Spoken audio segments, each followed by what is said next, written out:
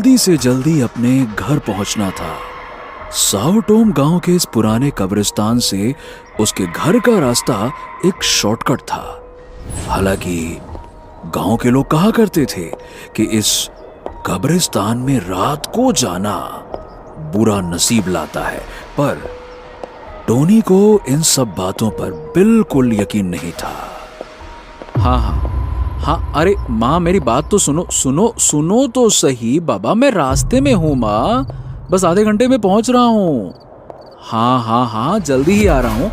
अच्छा सुनो, मैंने आपसे बोला ना कि मैंने खाना खा लिया है, आप भी खाओ प्लीज। सो जाओ माँ, सो जाओ, मैं बस आ रहा हूँ, है ना। मैं हेलो माँ। तभी अचानक से फोन कट गया। टोनी ने फोन को ध्यान से देखा तो उसमें सिग्नल ही नहीं था। वो फोन रखकर आगे बढ़ गया। थोड़ा आगे बढ़ते ही उसकी नजर सामने एक गुमनाम कब्र पर गई। उस कब्र के ऊपर एक लड़की अकेली बैठी थी। उस लड़की को देखकर ऐसा लग रहा था जैसे वो बहुत लंबे समय से किसी का इंतजार कर रही हो। तुम इतनी जल्दी में क्यों हो? अरे यार क्या बात कर रही हो, ये कब्रिस्तान है, यहाँ कोई टहलने थोड़े ना आएगा। जाने से पहले एक बात पूछूं, मेरा नाम पता है तुम्हें? सवाल अजीब था, पर टोनी इस वक्त बहुत थका हुआ था और उसके दिमाग पर सिर्फ घर का बिस्तर सवार था। इसीलिए उसने वही किया जो एक डरा हुआ इंसान सबसे पहले करता है। उसने मान लिया कि ये कोई मजाक है। हाँ, तुम्हारा नाम? हाँ, क्यों नहीं, वही पत्थर पर तो लिखा है साफ साफ। क्या लिखा है? I am the loving memory of Mary. हाँ, मैरी जी, बस खुश। अब पीछा छोड़ेंगी आप मेरा? मैं जाऊं?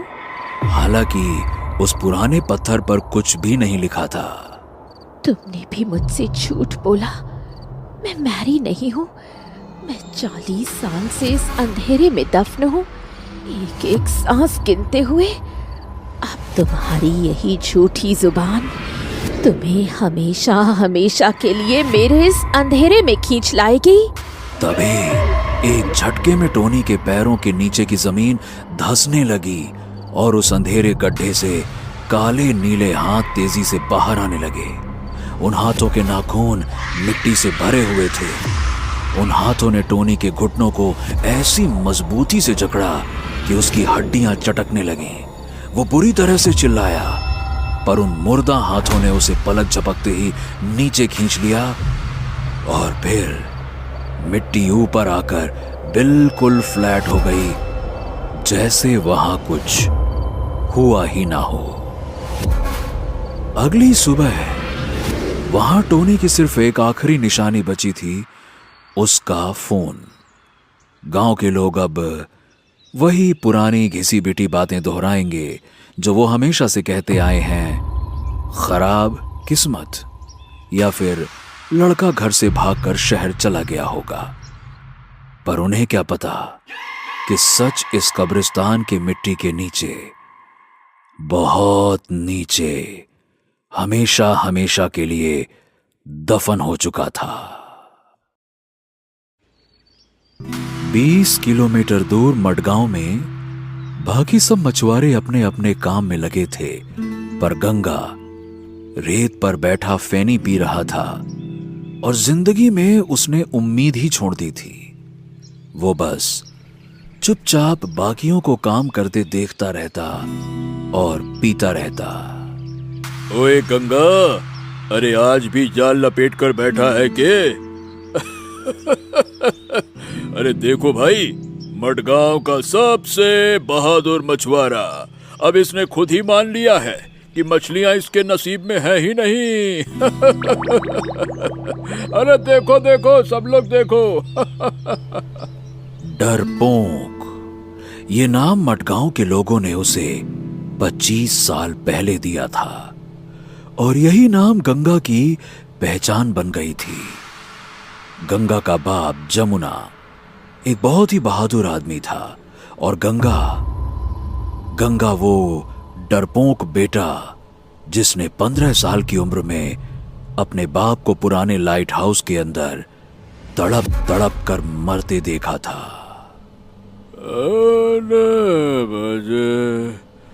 गांव मडगांव के सबसे बहादुर मछुआरे जमुना का बेटा।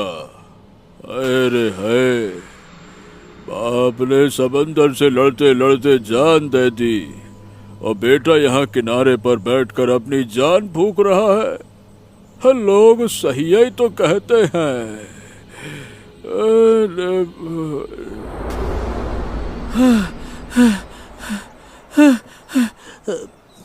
हाँ, सोयरो काका टोने।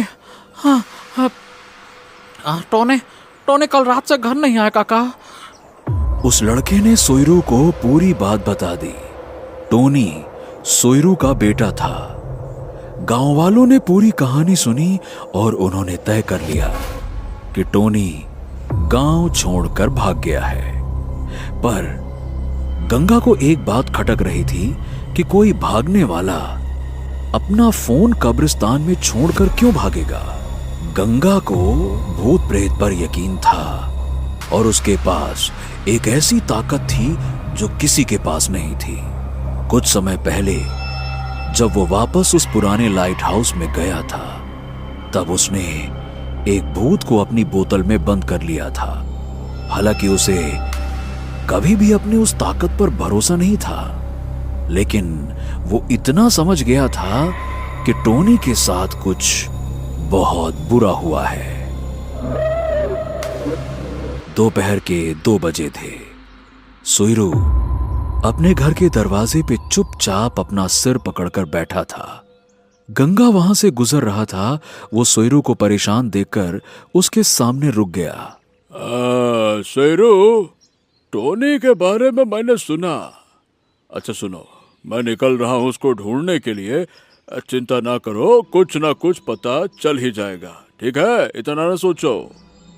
अरे तू रहने दे रे गंगा। गांव में सबको पता है कि तू घुटने भर पानी के आगे तक जाता नहीं है। नहीं तो ससुरा, जो लड़का लाइट हाउस में अपने बाप को मरता हुआ छोड़कर भाग गया, वो आज किसी और के बेटे को ढूंढेगा। अरे जा रे जा, तू जाकर अपनी दारू पी, गंगा फेनी पी। मुझे मेरे हाल पे छोड़ दे। मुझसे तुझसे ये सब नहीं होगा, चल जा। गंगा ने कोई जवाब नहीं दिया। वो चुपचाप वहां से पलटा और अपने घर चला गया। रात हो चुकी थी। गंगा अपने घर में चुपचाप बैठा था कि तभी उसने अलमारी से एक फेनी की भरी हुई बोतल उठाई। उसने बोतल का ढक्कन खोला और उसकी एक एक बूंद रेत में बहा दी। गंगा ने खाली बोतल को अपने झोले में डाला और अकेला साओ टोम के कब्रिस्तान की तरफ चल पड़ा। रात के 11 बज चुके थे। गंगा साओ टोम के कब्रिस्तान के बिल्कुल सामने खड़ा था। रात के अंधेरे में वो कब्रिस्तान बहुत डरावना दिख रहा था। हर तरफ घना अंधेरा था और हवा में पुरानी मिट्टी की एक अजीब सी महक थी। अंदर एक बूढ़ा आदमी लालटेन की मध्यम रोशनी में एक कब्र के ऊपर से सूखी पत्तियां साफ कर रहा था। जेवियर पिछले 50 साल से यहां कब्रें खोदने का काम करता था। चचा, ओ चचा, अरे आधी रात को पत्ता काहे साफ कर रहे हो? चचा, सोने का वक्त हो गया है, जाओ सो जाओ। वैसे भी मुर्दा लोग कोनो कंप्लेंट थोड़ी ना करेंगे। जेवियर ने अपना काम रोका और लालटेन ऊपर उठाकर इस अनजान शख्स को देखा। चाचा नहीं हूं मैं तेरा, जेवियर नाम है मेरा, जेवियर। आधी रात को यहाँ भटकने वाले या तो जिंदा नहीं होते या यहाँ से जिंदा वापस नहीं जाते।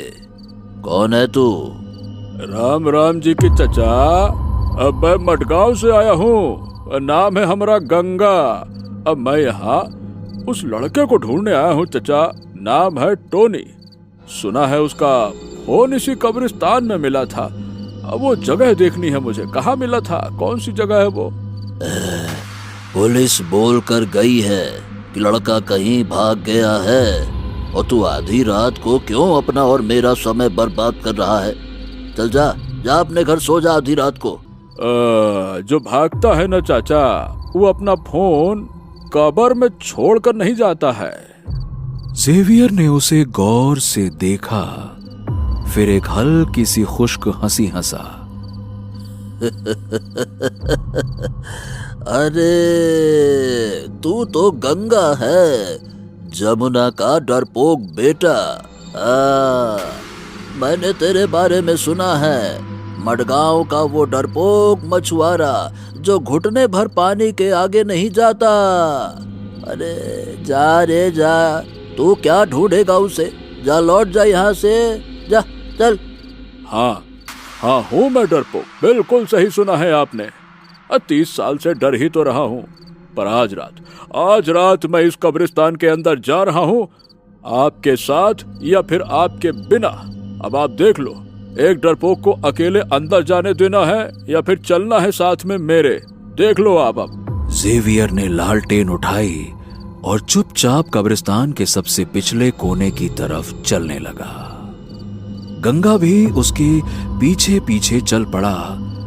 वहां सबसे अलग एक पुरानी कब्र थी, जिसके ऊपर एक हल्का झुका हुआ हरा पत्थर था। उस पत्थर पर ना कोई नाम था, ना कोई तारीख। रुक, इसी पत्थर के पास मिला था